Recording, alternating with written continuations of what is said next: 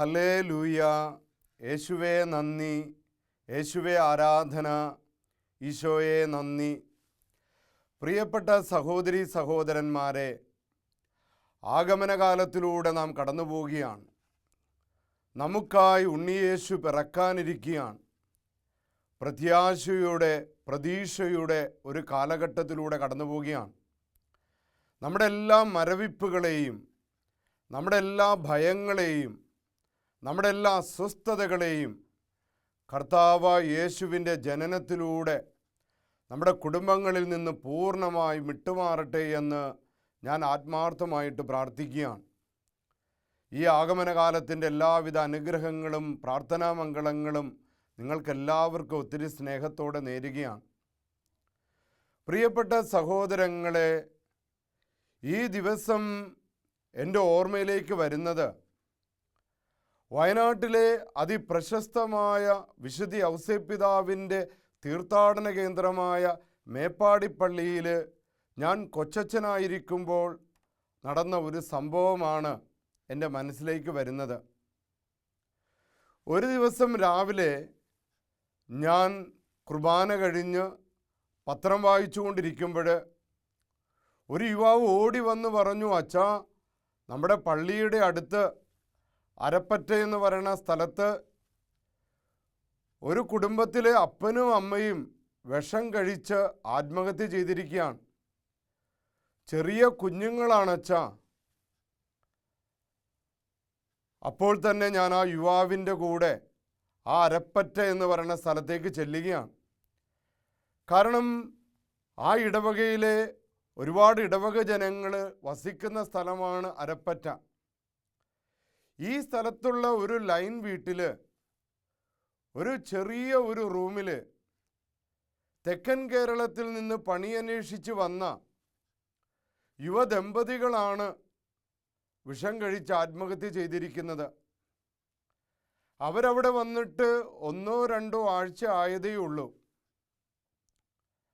കരളലിയിക്കുന്ന രംഗം ഞാൻ ആ റൂമിലേക്ക് എത്തി നോക്കിയപ്പോൾ കണ്ടത്, ഏകദേശം 3.5 വയസ്സ് പ്രായമുള്ള മൂത്ത പെൺകുട്ടിയും 2-2.5 വയസ്സ് പ്രായമുള്ള ഒരു ആൺകുട്ടിയും ആ മരിച്ചു കിടക്കുന്ന അപ്പൻ്റെയും അമ്മയുടെയും ദേഹത്ത് തോണ്ടി തോണ്ടി നിലവിളിച്ചുകൊണ്ട് അവിടെ ഇരിക്കുന്നതാണ്. ഈ ദമ്പതികളെയും ആ കുഞ്ഞുങ്ങളെയും അടുത്തുള്ളവർക്കാർക്കും പരിചയമില്ലാത്തതുകൊണ്ട് ഉമ്മമാരും അമ്മമാരെല്ലാം ആ കുഞ്ഞുങ്ങളെ എടുക്കാനൊക്കെ പരിശ്രമിക്കുന്നുണ്ട്. പക്ഷേ കുഞ്ഞുങ്ങൾ അവരുടെ അടുത്തേക്ക് പോകാതെ വാശി പിടിച്ച് മരിച്ചു കിടക്കുന്ന അപ്പൻ്റെയും അമ്മയുടെയും ശരീരത്തിൽ അള്ളിപ്പിടിച്ചുകൊണ്ട് അവരങ്ങനെ നിൽക്കുകയാണ്. ഈ സമയത്താണ് ഞാൻ ആ റൂമിലേക്ക് പ്രവേശിക്കുന്നത്. ലോഹയിട്ടാണ് ഞാൻ ആ റൂമിലേക്ക് കടക്കുന്നത്. പെട്ടെന്ന് ആ മൂത്ത പെൺകുട്ടി അവൾ ഓടി വന്ന് എന്നെ കെട്ടിപ്പിടിച്ചു. ഒരക്രൈസ്തവ ദമ്പതികളുടെ കുഞ്ഞുങ്ങളാണ്. ആ മൂത്ത കുഞ്ഞെന്നെ ഓടി വന്ന് കെട്ടിപ്പിടിച്ചു. തൊട്ടുപിറകെ ഇളയ കുഞ്ഞും വന്ന് കെട്ടിപ്പിടിച്ചു. കെട്ടിപ്പിടിച്ചു എന്നല്ല അതിനെ പറയേണ്ടത്, അള്ളിപ്പിടിച്ചു എന്നാണ് അതിനെ പറയേണ്ടത്. അവരെന്നെ പിടിവിടാതെ എൻ്റെ കൂടെ ചേർന്ന് നിന്നു. ഞാനും ആ കുഞ്ഞുങ്ങളെ കെട്ടിപ്പിടിച്ചു. പ്രിയപ്പെട്ടവരെ, ആ കുഞ്ഞുങ്ങൾക്ക് എന്നെയോ എനിക്ക് ആ കുഞ്ഞുങ്ങളെയോ മുൻപരിചയമില്ല. അവിടെയുള്ള അനവധിയായ അയൽവാസികളൊക്കെ കുഞ്ഞുങ്ങളെ എടുക്കാൻ ശ്രമിച്ചിട്ടും പോകാതിരുന്നവർ, ലോഹയിട്ടൊരു വൈദികൻ അങ്ങോട്ട് വന്നപ്പോൾ എന്തോ പ്രതീക്ഷ പോലെ കുഞ്ഞുങ്ങൾ, എട്ടും പൊട്ടും തിരിയാത്ത കുഞ്ഞുങ്ങൾ ഓടി വന്ന് എന്നെ കെട്ടിപ്പിടിച്ചു. അവരാ പിടുത്തം വിട്ടത് വൈകുന്നേരം അവരുടെ മാതാപിതാക്കളുടെ ബന്ധുക്കൾ തെക്കൻ കേരളത്തിൽ നിന്നും എത്തിയപ്പോൾ മാത്രമാണ്. ആ കുഞ്ഞുങ്ങളെ ഞാൻ പള്ളിമേടയിൽ കൊണ്ടുപോയി അവർക്ക് ഭക്ഷണം കൊടുത്തു. അവരുടെ കൂടെ അവരവിടെ എൻ്റെ കൂടെ ഇരുത്തി. എന്നിട്ടും ആ പെൺകുട്ടി ആ ഇളയ കുഞ്ഞും എൻ്റെ പിടിവിടാതെ എൻ്റെ പിന്നാലെ നടക്കുകയായിരുന്നു. പ്രിയപ്പെട്ടവരെ, ഞാനൊരു സാധാരണക്കാരൻ്റെ വേഷത്തിലാണ് ആ ഭവനത്തിലേക്ക് കടന്നു ചെന്നിട്ടുള്ളതെങ്കിൽ ഒരുപക്ഷെ അവർ വന്നെന്നെ കെട്ടിപ്പിടിക്കില്ലായിരുന്നു. അവിടെ ലോഹയിട്ടൊരു വൈദികനായി ആ റൂമിലേക്ക് കടന്നു ചെന്നപ്പോൾ ആ കുഞ്ഞുങ്ങളുടെ മുൻപിൽ ഞാനൊരു അടയാളമായിട്ട് മാറി. ആ കുഞ്ഞുങ്ങളുടെ രക്ഷയുടെ അടയാളമായി അവർക്ക് തോന്നിയിട്ടുണ്ടാകണം. പ്രിയപ്പെട്ടവരെ, വചനം മാംസം ധരിച്ച് ക്രിസ്തുവായി ചില സംഭവങ്ങൾ, ചില കണ്ടുമുട്ടുകളൊക്കെ വളരെ വ്യത്യസ്തമാണ്, നമ്മളെ അത്ഭുതപ്പെടുത്തുന്നതാണ്. ഇത്തരത്തിൽ നമ്മളെ അത്ഭുതപ്പെടുത്തുന്ന അടയാളങ്ങളും വ്യത്യസ്തമായ കാര്യങ്ങളുമാണ് ക്രിസ്മസ് കാലഘട്ടത്തിൽ നാം ധ്യാനിക്കുന്ന പുൽക്കൂടും ഉണ്ണിയേശുവും നക്ഷത്രങ്ങളുമൊക്കെ. ഉണ്ണിയേശുവിൻ്റെ ജനനത്തെക്കുറിച്ച് ധ്യാനിക്കുമ്പോൾ ദൈവത്തിന് വലിയ നിർബന്ധമുള്ളതുപോലെയാണ് ഉണ്ണിയേശുവിനേക്കാൾ ദരിദ്രനായി വേറെ ആരും ജനിക്കരുതെന്ന് ദൈവത്തിന് നിർബന്ധമുണ്ടായി. പുൽക്കൂടിനെക്കുറിച്ചും ഉണ്ണിയേശുവിനെക്കുറിച്ചും നക്ഷത്രങ്ങളെക്കുറിച്ചൊക്കെ പ്രസംഗിക്കുമ്പോൾ വളരെ പ്രശസ്തനായ പണ്ഡിതൻ ഫുൾട്ടൻ ജെ ഷീൻ ഇപ്രകാരം പറയാറുണ്ട്, പഠിപ്പിക്കാറുണ്ട്. ഈശോയ്ക്ക് ഒന്നാമനാകാനുള്ള വലിയ പിടിവാശി ഉണ്ടായിരുന്നു. Praise the lord, hallelujah. എന്തിനൊന്നാമനാകാനാണ്? ദരിദ്രരിൽ ഒന്നാമനാകാൻ, അവഗണിക്കപ്പെട്ടവരിൽ ഒന്നാമനാകാൻ, സഹിക്കപ്പെട്ടവരിൽ ഒന്നാമനാകാൻ. ഈ പിടിവാശിയാണ് ഈശോയ്ക്ക് ഉണ്ടായിരുന്നതെന്ന് പുൽക്കൂടിനെ നോക്കി, പുൽക്കൂട്ടിൽ പിറക്കുന്ന ഉണ്ണിയേശുവിനെ നോക്കി, നക്ഷത്രങ്ങളെ നോക്കി ഫുൾട്ടൻ ജെ ഷീൻ പ്രസംഗിക്കാറുണ്ട്. പ്രിയപ്പെട്ട സഹോദരങ്ങളെ, എന്തിനു വേണ്ടിയാണ് ഉണ്ണിയേശു ദരിദ്രരിൽ ഒന്നാമനാകാൻ, അവഗണിക്കപ്പെട്ടവരിൽ ഒന്നാമനാകാൻ, സഹിക്കുന്നവരിൽ ഒന്നാമനാകാൻ പുൽക്കൂട്ടിൽ വന്ന് പിറന്നത്, ക്രിസ്മസ് ആയിട്ട് മാറിയത്? ഇതിനുള്ള ഉത്തരം നമുക്ക് നൽകുന്നത് വിശുദ്ധ പൗലോസ്ലീഹയാണ്. വിശുദ്ധ പൗലോസ്ലീഹ 2 കൊരിന്ത്യക്കാർക്ക് എഴുതിയ ലേഖനം 13-ാം അധ്യായം 13-ാം വാക്യത്തിൽ ഇപ്രകാരം പഠിപ്പിക്കുകയാണ്: കർത്താവായ യേശുക്രിസ്തുവിൻ്റെ ജനനത്തിൻ്റെ അർത്ഥം. എന്തിനു വേണ്ടിയാണ് യേശു ഈ ലോകത്തിലേക്ക് വന്നതെന്ന് അറിയാമോ? കർത്താവായ യേശുവിൻ്റെ കൃപയും പിതാവായ ദൈവത്തിൻ്റെ സ്നേഹവും പരിശുദ്ധാത്മാവിൻ്റെ സംസർഗവും നിങ്ങളോടുകൂടെ ഉണ്ടാകുന്നതിന് വേണ്ടിയാണ്, നമ്മോടുകൂടെ ഉണ്ടാകുന്നതിന് വേണ്ടിയാണ്. അപ്പോൾ ഉണ്ണിയേശു പുൽക്കൂട്ടിൽ പിറന്ന് പുൽക്കൂട്ടിലേക്ക് ജാതനാകുന്നത് കർത്താവായ യേശുവിൻ്റെ കൃപ നമ്മോടുകൂടെ ഉണ്ടാകുന്നതിനാണ്. എന്താണ് ആ കൃപയെന്ന് പറഞ്ഞാൽ? കൃപ എന്ന വാക്കിൻ്റെ അർത്ഥം എന്താണ്? സാധാരണ ഭാഷയിൽ പറഞ്ഞാൽ സമ്മാനം, ദാനം, വരപ്രസാദം, ദൈവത്തിൻ്റെ അഭിഷേകം, ദൈവത്തിൻ്റെ അനുഗ്രഹം. ഈ ദൈവത്തിൻ്റെ അനുഗ്രഹത്തെ, ഈ ദൈവത്തിൻ്റെ അഭിഷേകത്തെ, ദൈവത്തിൻ്റെ കൃപയെ ആദ്യ മാതാപിതാക്കന്മാർ പാപത്തിലൂടെ നഷ്ടപ്പെടുത്തി. ദൈവകൃപ നഷ്ടപ്പെട്ടപ്പോൾ എന്താണ് സംഭവിക്കുന്നതെന്ന് ദൈവശാസ്ത്രജ്ഞന്മാർ നമ്മളെ പഠിപ്പിക്കുന്നുണ്ട്. ഈ ദൈവത്തിൻ്റെ കൃപ നഷ്ടപ്പെടുമ്പോൾ, ഈ ദൈവത്തിൻ്റെ അഭിഷേകം നഷ്ടപ്പെടുമ്പോൾ മനുഷ്യരിലേക്ക് വരുന്ന പൈശാചികതയാണ് ശാപം. എത്തരത്തിലുള്ള ശാപമാണ് നമ്മുടെ ആദ്യ മാതാപിതാക്കന്മാരുടെ മേൽ വന്നത്? അവർ ശപിക്കപ്പെടുക എന്ന് പറഞ്ഞാൽ ദൈവത്തിൻ്റെ കൃപ നഷ്ടപ്പെടുത്തി എന്നാണ് അതിൻ്റെ അർത്ഥം. അതിലൂടെ അവരുടെ ജീവിതത്തിലേക്ക് വരുന്നത് എന്താ? ക്ലേശം, ദാരിദ്ര്യം, സഹനം, ആത്മഹത്യ, ദുർമോഹം, അസൂയ, കലഹം. അപ്പോൾ അവൻ്റെ പതനത്തിലൂടെ ഇത്തരത്തിലുള്ള തിന്മകൾ, ഇരുട്ട്, ചുരുക്കി പറഞ്ഞാൽ മരണം മനുഷ്യനെ ഗ്രസിക്കുന്നു. ഇവിടെയാണ് പൗലോസ്ലീഹ പറഞ്ഞത്, യേശുക്രിസ്തു ലോകത്തിലേക്ക് വന്നത് കർത്താവായ യേശുക്രിസ്തുവിൻ്റെ കൃപ നമ്മോടുകൂടെ ഉണ്ടാകാനാണ്. എന്ന് പറഞ്ഞാൽ കർത്താവായ യേശുക്രിസ്തുവിൻ്റെ നാമത്തിൽ ദൈവകൃപ നഷ്ടപ്പെട്ടത് മൂലമുണ്ടായ ബന്ധനങ്ങളെ, ദൈവകൃപ നഷ്ടപ്പെട്ടത് മൂലമുണ്ടായ വെളിച്ചത്തെ വീണ്ടെടുത്ത് തരാൻ, ദൈവകൃപ നഷ്ടപ്പെടുത്തിയത് മൂലമുണ്ടായ നമ്മുടെ ജീവിതത്തിൽ വന്ന ഇരുട്ടിനെ ഇല്ലാതാക്കാൻ യേശുനാമത്തിൽ ഒരു ഡെലിവറൻസ്, യേശുനാമത്തിൽ ഒരു വിടുതൽ, യേശുനാമത്തിൽ ഒരു സൗഖ്യം, അതാണ് പൗലോസ്ലീഹ ഉദ്ദേശിക്കുന്നത്.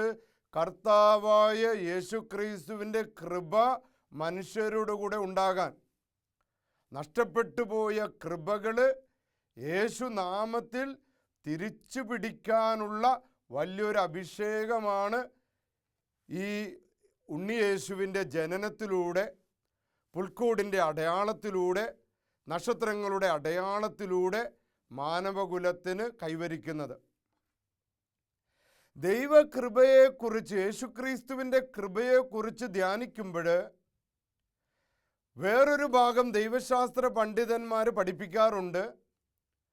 അതായത് നമ്മുടെ കൃപയില്ലായ്മകളെ, നമ്മുടെ കുറവുകളെ, നമ്മുടെ ബലഹീനതകളെ, നമ്മുടെ പോരായ്മകളെ അതെല്ലാം പരിഹരിച്ചുകൊണ്ട് നമ്മളെ പരിപൂർണരാക്കാൻ, കൃപയുള്ളവരാക്കാൻ യേശുവിന് സാധിക്കും. അല്ലെങ്കിൽ നമ്മുടെ ബലഹീനതകളെ എടുത്ത് ഉപയോഗിച്ച് ദൈവകൃപ ശക്തിയോടെ നമ്മളുടെ മേൽ എഴുന്നള്ളി വരുമ്പോൾ നമ്മുടെ കുറവുകളെ തന്നെ ദൈവത്തിന് അനുഗ്രഹമാക്കി മാറ്റാൻ സാധിക്കും.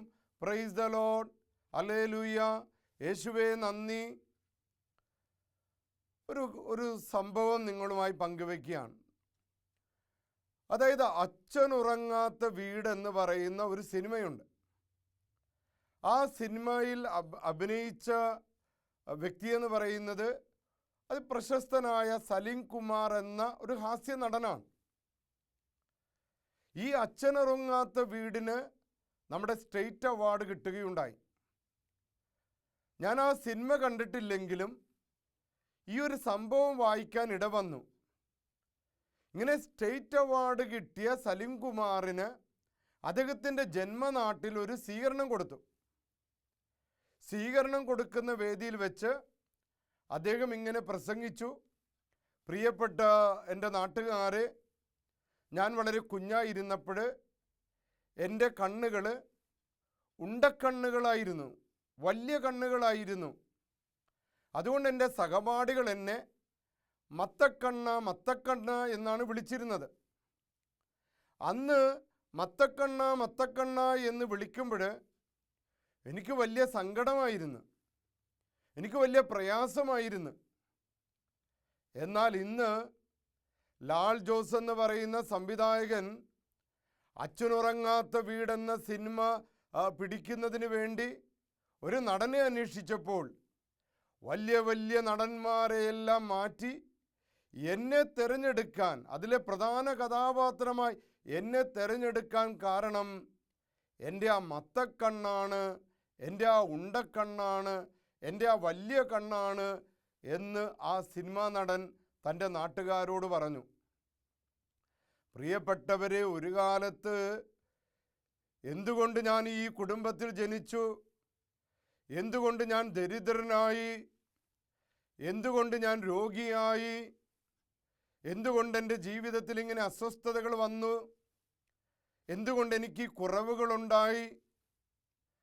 കർത്താവായ യേശുക്രിസ്തുവിൻ നമുക്ക് നൽകുന്ന ദൈവത്തിൻ്റെ കൃപ, യേശു നാമത്തിൽ നമ്മുടെ മേൽ, നമ്മുടെ കുടുംബത്തിൻ്റെ മേൽ ഈ ക്രിസ്മസിലൂടെ, ഈ ആഗമന കാലഘട്ടത്തിലൂടെ കടന്നു വരുന്ന ദൈവകൃപ നമ്മളിലുള്ള കുറവുകളെ, നമ്മുടെ ബലഹീനതകളെ ഏറ്റെടുത്തുപയോഗിച്ച് അത് അനുഗ്രഹമാക്കി മാറ്റാൻ സാധിക്കുന്നതാണ് ഈ ക്രിസ്മസ് നാളിൽ പൗലോസ്ലീഹയുടെ ഭാഷയിൽ പറഞ്ഞാൽ യേശുക്രിസ്തുവിൻ്റെ കൃപ നമ്മോടുകൂടെ ഉണ്ടാകുന്നതിന് വേണ്ടിയാണ് ഉണ്ണീശോ ലോകത്തിലേക്ക് കടന്നു വന്നത്.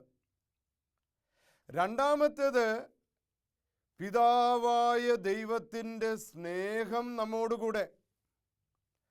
ഈ ക്രിസ്മസ് നാളിൽ എന്തിനു ഉണ്ണിയേശു പുൽക്കൂട്ടിൽ പിറന്നുവെന്ന് ധ്യാനിക്കുമ്പോൾ പിതാവായ ദൈവത്തിൻ്റെ സ്നേഹം നമ്മോടുകൂടെ ഉണ്ടാകുന്നതിന് വേണ്ടിയാണ്. Price the Lord. നാം ദൈവവചനം വായിക്കുമ്പോൾ പഴയ നിയമത്തിൽ പിതാവായ ദൈവത്തെക്കുറിച്ച് നാം അറിയുന്നത് സൃഷ്ടാവ്, പരിപാലകൻ, ശിക്ഷിക്കുന്നവൻ. എന്നാൽ പുൽക്കൂട്ടിൽ പിറന്ന ഉണ്ണിയേശു ഈ ലോകത്തിലേക്ക് വന്നതോടെ ആ ദൈവത്തെ എൻ്റെയും നിങ്ങളുടെ അപ്പനായി, അച്ഛനായി, പപ്പയായി ആ ഈശോ നമ്മുടെ മുൻപിൽ അവതരിപ്പിക്കുകയാണ്.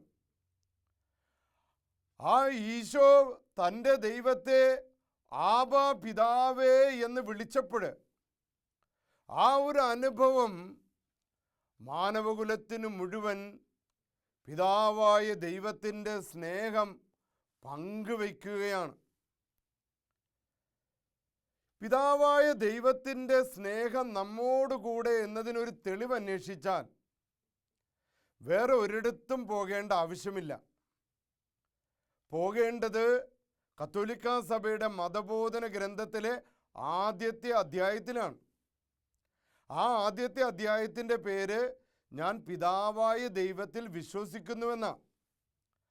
ആ അധ്യായത്തിൻ്റെ അവസാനത്തെ പാരഗ്രാഫിന് ഇട്ടിരിക്കുന്ന പേരെന്ന് പറയുന്നത് ദൈവം മനുഷ്യനെ മരണത്തിന് വിട്ടുകൊടുത്തില്ല.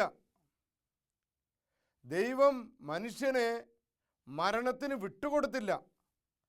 പാപം ചെയ്ത് ദൈവത്തെ ഉപേക്ഷിച്ച് ദൈവകൽപ്പനകൾ ധിക്കരിച്ച് ശാപത്തിനടിമപ്പെട്ട് മരണത്തിലടിമപ്പെട്ട് മനുഷ്യൻ വീണുപോയിട്ടും ആ മനുഷ്യനെ തേടി വരുന്ന ദൈവത്തിൻ്റെ സ്നേഹം, അതിനുവേണ്ടിയാണ് തൻ്റെ ഏകപുത്രനെ ദൈവം ഈ ലോകത്തിലേക്ക് അയച്ചത്. അത്രമാത്രം ഈ ലോകത്തെ പിതാവായ ദൈവം സ്നേഹിക്കുന്നു. അപ്പോൾ ഉണ്ണിയേശു പുൽക്കൂട്ടിൽ പിറന്നതോടെ നമുക്ക് ലഭിക്കുന്ന ഏറ്റവും വലിയ അഭിഷേകം എന്ന് പറയുന്നത് കർത്താവായ യേശുക്രിസ്തുവിൻ്റെ കൃപയും പിതാവായ ദൈവത്തിൻ്റെ സ്നേഹവുമാണ്. മൂന്നാമത്തേത് പരിശുദ്ധാത്മാവിൻ്റെ സഹവാസമാണ്. യേശുക്രിസ്തു ഈ ലോകത്തിലേക്ക് ഇറങ്ങി വന്നതിലൂടെ മാനവകുലത്തിന് ലഭിച്ച അമൂല്യമായ സമ്മാനമാണ് പരിശുദ്ധാത്മാവിലുള്ള സഹവാസം, പരിശുദ്ധാത്മാവിൻ്റെ കൂട്ടായ്മയിലേക്കുള്ള വിളി. പ്രിയപ്പെട്ടവരെ, പരിശുദ്ധാത്മാവ് ദൈവസ്നേഹത്തിൻ്റെ ആത്മാവാണ്, ജ്ഞാനത്തിൻ്റെ ഉറവിടമാണ്, വിവേകത്തിൻ്റെ ഉറവിടമാണ്, ആത്മധൈര്യത്തിൻ്റെ ഉറവിടമാണ്. അതുകൊണ്ടാണ് മംഗളവാർത്ത സമയത്ത് ഗബ്രിയേൽ മാലാഖ മാതാവിനോട് പറഞ്ഞു, മറിയമേ നീ ഭയപ്പെടേണ്ട, നീ ഇതാ ഗർഭം ധരിക്കാൻ പോവുകയാണ്. മറിയം അസ്വസ്ഥയായി. എങ്ങനെയാണ് ഒരു കന്യക ഗർഭം ധരിക്കുക? അവൾ ചോദിച്ചു, ഇതെങ്ങനെ സംഭവിക്കും? വലിയ സംശയമാണ്. കുർബാനയിൽ പങ്കെടുക്കുമ്പോൾ നമുക്ക് സംശയം ഉണ്ടാകാറില്ലേ? എങ്ങനെയാണ് ഗോതമ്പപ്പം യേശുവായി മാറുന്നത്? മാതാവിന് സംശയമുണ്ടായി. മാതാവ് ചോദിച്ചു, ഇതെങ്ങനെ സംഭവിക്കും? ഉടനെ മാലാഖ മറിയത്തിനോട് പറയുന്നതാണ്, ദൈവത്തിൻ്റെ ആത്മാവ് നിന്റെ മേലിറങ്ങി വരും. ലൂക്കാ 1:23. അത്യുന്നതൻ്റെ ശക്തി നിന്നിൽ പ്രവർത്തിക്കും. അപ്പോൾ പരിശുദ്ധാത്മാവ് നമ്മുടെ മേൽ, നമ്മുടെ കുടുംബങ്ങളുടെ മേൽ എഴുന്നള്ളി വരുമ്പോൾ, പരിശുദ്ധാത്മാവിൻ്റെ സഹവാസം നമുക്ക് ലഭിക്കുമ്പോൾ, അത്യുന്നതൻ്റെ ശക്തി നമ്മുടെ കുടുംബങ്ങളിൽ പ്രവർത്തിക്കും. നമ്മുടെ പറമ്പ്, വീട്, അതിൻ്റെ 4 അതിരുകൾ, 16 കോണുകൾ, ഒരു ദുഷ്ടാരൂപിയും അവിടെ പ്രബലപ്പെടില്ല. കൂടോത്രങ്ങൾ, മന്ത്രവാദങ്ങൾ, സർപ്പദോഷങ്ങൾ, അസൂയ, കണ്ണുവയ്ക്കൽ, നെഗറ്റീവ് എനർജികൾ നമ്മുടെ കുടുംബങ്ങളിൽ, നമ്മുടെ മക്കളുടെ ജീവിതത്തിൽ, നമ്മുടെ കുടുംബത്തിൽ പ്രബലപ്പെടുകയില്ല. കാരണം കർത്താവായ യേശുക്രിസ്തുവിൻ്റെ ജനനത്താൽ, ക്രിസ്മസിനാൽ നമുക്ക് ലഭിക്കുന്ന അമൂല്യമായ സമ്മാനം എന്ന് പറയുന്നത് പരിശുദ്ധാത്മാവുമായുള്ള സഹവാസമാണ്. പരിശുദ്ധാത്മാവിൻ്റെ ശക്തി കൊണ്ടാണ് യേശു രോഗികളെ സുഖപ്പെടുത്തിയത്, പിശാചിനെ ബഹിഷ്കരിച്ചത്, പാവപ്പെട്ടവരുടെ പക്ഷം നിന്നത്. അപ്പോൾ ഓരോ ക്രിസ്മസും പരിശുദ്ധാത്മാവിനെയാണ് നമുക്ക് തരുന്നത്. നമ്മുടെ സംശയങ്ങൾ, നമ്മുടെ ബലഹീനതകൾ, നമ്മുടെ കുറവുകൾ, ഇവയെ പരിഹരിക്കാനാണ്. മാത്രമല്ല, ഓരോ ക്രിസ്മസും നമ്മുടെ മനസ്സാക്ഷിയെ ഉണർത്തുന്നത് കൂടിയാണ്. പരിശുദ്ധാത്മാവ് മനസ്സാക്ഷിയുടെ സ്വരം കൂടിയാണ്. മഹാനായ ചിന്തകൻ പ്ലേറ്റോ എഴുതിയ ഒരു കൃതിയാണല്ലോ ക്രീറ്റോ. ഇതിലെ ഇതിവൃത്തം എന്ന് പറയുന്നത് ഗുരുവായ സോക്രട്ടീസും തൻ്റെ പ്രിയ ശിഷ്യനായ ക്രീറ്റോയും വേറൊരു ശിഷ്യനും തമ്മിലുള്ള ഡയലോഗാണ്, സംഭാഷണമാണ്. സോക്രട്ടീസിനെ വധശിക്ഷയ്ക്ക് വിധിച്ചിരിക്കുകയാണ്. വധശിക്ഷ നടപ്പാക്കപ്പെടുന്നതിൻ്റെ തലേ ദിവസം പ്രിയ ശിഷ്യൻ ക്രീറ്റോയും വേറൊരു ശിഷ്യനും കൂടി അദ്ദേഹത്തെ കാണാൻ വന്നിരിക്കുകയാണ്. ക്രീറ്റോ വളരെ താഴ്ന്ന സ്വരത്തിൽ പറഞ്ഞു, ഗുരു, ഇതാ ഞങ്ങളൊരു പദ്ധതി ഉണ്ടാക്കിയിട്ടുണ്ട്. നാളെ എങ്ങനെയെങ്കിലും ഗുരു ഇവിടുന്ന് രക്ഷപ്പെടണം. നാളെ ജയിലിനടുത്തുള്ള തീരത്തൊരു കപ്പൽ വന്നണയും. ആ കപ്പലിൽ വളരെ രഹസ്യമായിട്ട് രക്ഷപ്പെടണം.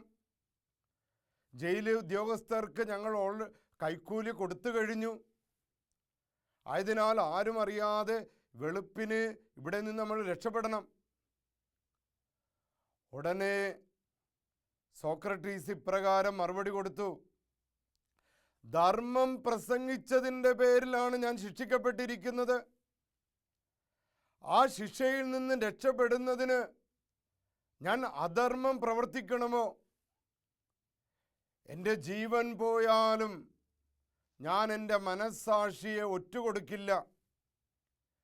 പിറ്റേ ദിവസം രാവിലെ ആ കപ്പൽ തീരം വിട്ടപ്പോൾ ആരാച്ചാര് സോക്രട്ടീസിൻ്റെ വധശിക്ഷ നടപ്പാക്കുകയായിരുന്നു.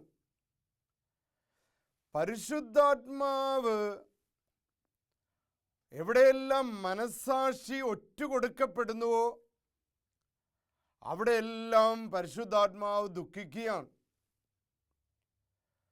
അപ്പോൾ ഈ ക്രിസ്മസിലൂടെ പരിശുദ്ധാത്മാവിൻ്റെ സഹവാസത്തിലേക്ക് നാം കടന്നു വരുമ്പോൾ മനസ്സാക്ഷിയെ ഒറ്റുകൊടുക്കുന്നവനാകരുത് ഒരു ക്രിസ്ത്യാനി.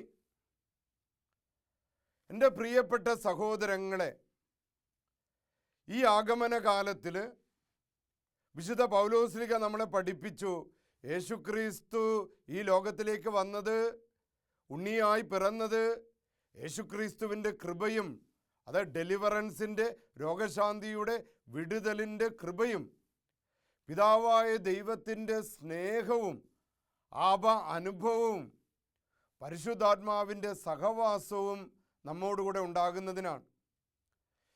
ഇതനുഭവിക്കാൻ ദൈവം നമ്മെ വിളിക്കുകയാണ്. ഈ ആഗമന കാലഘട്ടത്തിൽ ദൈവത്തിൻ്റെ വിളിക്ക് നാം ഉത്തരം കൊടുക്കണം. ഇന്ന് ഈ ഒരു കാലഘട്ടത്തിലല്ല നമ്മൾ വിളിച്ചിരിക്കുന്നത്. നമ്മുടെ അമ്മയുടെ ഉദരത്തിൽ ഉരുവാക്കപ്പെടുന്നതിന് മുൻപേ ദൈവം നമ്മളെ പേര് ചൊല്ലി വിളിച്ചിരിക്കുക. ഉണ്ണിയേശുവിനെ കണ്ടുമുട്ടുവാനും നക്ഷത്രങ്ങളായി മാറുവാനും പുൽക്കൂടായി മാറുന്നതിന് വേണ്ടിയും നമ്മളെ വിളിച്ചിരിക്കുകയാണ്. ജെറമ്യ 1:5 പറയുന്നുണ്ട്, എൻ്റെ അമ്മയുടെ ഉദരത്തിൽ ഉരുവാകുന്നതിന് മുൻപേ ദൈവം എന്നെ വിളിച്ചു, എന്നെ വിശുദ്ധീകരിച്ചു. ആ ദൈവത്തിൻ്റെ വിളിക്ക് പ്രത്യുത്തരം കൊടുക്കേണ്ടവരാണ് നാം. മോശ കൊടുക്കുന്നുണ്ട്, അബ്രഹാം പ്രത്യുത്തരം കൊടുക്കുന്നുണ്ട്, പരിശുദ്ധ മറിയം പ്രത്യുത്തരം കൊടുക്കുന്നുണ്ട്. സാമുവേൽ പ്രവാചകന്റെ പുസ്തകത്തിൽ നമുക്കറിയാം, ബാലനായ സാമുവേലിനെ ദൈവം വിളിച്ചു, സാമുവേൽ സാമുവേൽ. 3-ാമത്തെ തവണ വിളിച്ചപ്പോൾ ഏലി ഇപ്രകാരം പറഞ്ഞു, മോനെ, ഇനി ദൈവം നിന്നെ വിളിച്ചാൽ നീ ഇപ്രകാരം പറയണം, കർത്താവേ, ഇതാ ഞാൻ ശ്രവിക്കുന്നു, അരുളി ചെയ്താലും. പ്രിയപ്പെട്ടവരെ, അങ്ങനെ വിളി കേൾക്കുന്നവർ, പ്രത്യുത്തരം കൊടുക്കുന്നവരുടെ മേൽ ദൈവം വലിയ വലിയ ദൗത്യങ്ങളാണ്. ഒരു ക്രിസ്ത്യാനിയുടെ മേലുള്ള ദൗത്യങ്ങൾ ലോകത്തിൻ്റെ അടയാളമായി മാറാനാണ്. അതുമാത്രമല്ല, നമ്മുടെ കൃപകളെ, നമ്മുടെ കുറവുകൾക്ക് ബലപ്പെടുത്തുവാൻ ശക്തി നൽകുന്ന ദൈവമാണ്. അതുകൊണ്ടാണ് ഓരോ വർഷവും ക്രിസ്മസ് നമ്മുടെ കുടുംബങ്ങളിലേക്ക്, നമ്മുടെ ഹൃദയങ്ങളിലേക്ക് എഴുന്നള്ളി വരുന്നത്. പ്രിയപ്പെട്ട സഹോദരങ്ങളെ, ഉണ്ണിയേശു നമ്മുടെ ഹൃദയങ്ങളിൽ പിറക്കട്ടെ എന്ന് ഞാൻ പ്രാർത്ഥിക്കുകയാണ്. ഉണ്ണിയേശുവിൻ്റെ വരവോടെ കർത്താവായ യേശു ക്രിസ്തുവിൻ്റെ കൃപയും പിതാവായ ദൈവത്തിൻ്റെ സ്നേഹവും പരിശുദ്ധാത്മാവിൻ്റെ സംസർഗവും നിങ്ങളോടുകൂടെ ഉണ്ടാകട്ടെ എന്ന് ആത്മാർത്ഥമായിട്ട് പ്രാർത്ഥിക്കുന്നു. ഈശോയെ നന്ദി. എല്ലാവരെയും ഈശോ അനുഗ്രഹിക്കട്ടെ.